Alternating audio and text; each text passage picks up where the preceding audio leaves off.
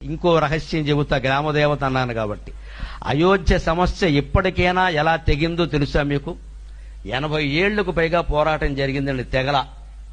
ఈ మధ్యన ఈ విషయం వచ్చినప్పుడు ఆ ఆధ్యాత్మిక గురువు శ్రీ శ్రీ శ్రీ రవిశంకర్ ఒక వ్యాసం రాశారు పత్రికలో. ఆయన చెప్పింది, అయోధ్యకి కులదేవత ఉంది, ఆవిడ పేరు దేవకాశి. అయోధ్యకి గ్రామదేవత. ఆ దేవకాశి ఆలయం మూలబడిపోయింది, చుట్టూ చెత్త కుప్పలున్నాయి.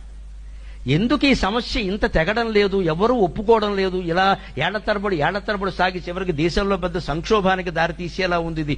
ఎందుకు మనుషుల మనస్సులు స్పష్టంగా అక్కడ ఆధారాలన్నీ కనపడుతున్నా సరే అవతల వాళ్ళు ఎందుకు ఒప్పుకోవడం లేదు, ఇంకా ఏమిటిది అని, ఎందుకు ఇంత క్షోభ కలుగుతోందని పరిశోధన చేస్తే అయోధ్యకి సంబంధించిన గ్రామదేవతాలయం మూలన పడి ఉంది. దాన్ని రవిశంకర్జీ గ్రహించుకుని తన శిష్యులకి ఆదేశాలు ఇచ్చి దాన్ని వెంటనే అక్కడ చెత్త కుప్పలు తీయించి ఆ ఆలయాన్ని పునర్నిర్మాణం చేసి అక్కడ ఒక యజ్ఞం చేశారు. ఆ తర్వాత 15-20 ఏళ్లకి ఈ కేసులో అంతిమమైన తీర్పు వచ్చిందమ్మా, ఖచ్చితంగా. అంచేతని ఇక్కడ కోనసీమ ప్రజానీకం, తూర్పుగోదావరి ప్రజానీకం చాలా మంది నాకు ఆత్మీయులు ఉన్నారు కాబట్టి చెబుతున్నా, గ్రామదేవతల ఆరాధనని అశ్రద్ధ చెయ్యకండి దయచేసి. గ్రామదేవతల ఉత్సవాల్లో అన్ని వర్ణాల వాళ్ళు పాల్గొని ఆవిడ ముత్యాలమ్మ కావచ్చు, పోలేరమ్మ కావచ్చు, ఎవరైనా కావచ్చు, ఆవిడే పరబ్రహ్మస్వరూపం అని ఆరాధన చేయండి. ఖచ్చితంగా మీ కుటుంబాలన్నీ బాగుంటాయి. గ్రామదేవత ఆరాధన అశ్రద్ధ. ఎందుకంటే అసలు దేవతలకి, బ్రహ్మకి, విష్ణువుకి, శివుడికి నువ్వు నేనేమి మేనత్త కొడుకు కాదు ఇక్కడ. కానీ గ్రామదేవతకి గ్రామం అంతా పిల్లలు, సొంత పిల్లల కింద లెక్క. ఆవిడ కాపాడు తీరుతుంది, బంధుత్వం ఉంది అక్కడ.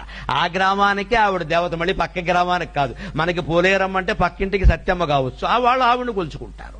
బంధుత్వం ఉంది అక్కడ. మన పితృదేవతలు మనని కాపాడినట్టే గ్రామదేవతలు మనని కాపాడతారు. హిందూ సంస్కృతిలో గ్రామదేవత ఆరాధన చాలా ముఖ్యం. ఏటా ఉత్సవాలు ఏం మానకూడదు. అప్పుడు హింస మాత్రం పనికిరాదు, జంతు హింస చేయకూడదు. అందరూ అమ్మవారికి సంతానమే, కానీ మామూలుగా చేసే విధానంగా హాయిగా చేసుకోవాలి. ఆ గ్రామదేవత కూడా పురుషోత్తముడితో సమానమే, మీరేమి సందేహించాల్సిన అవసరం లేదు. పరబ్రహ్మ